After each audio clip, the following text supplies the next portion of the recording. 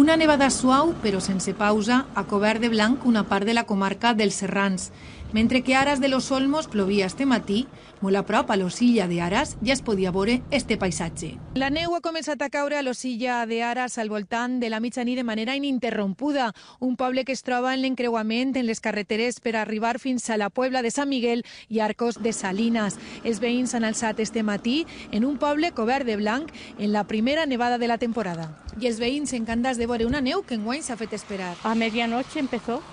Por lo menos cuando mi marido se levantó al lavabo, dice, uy, parece que está cayendo, nevando un poco. Enguany és la primera nevada que n'hi ha, però normalment antes nevava més, però ara no neva tant com antes. La nieve está digamos, ahí de mitad de la recta, digamos, hasta aquí, o sea, de aquí para arriba.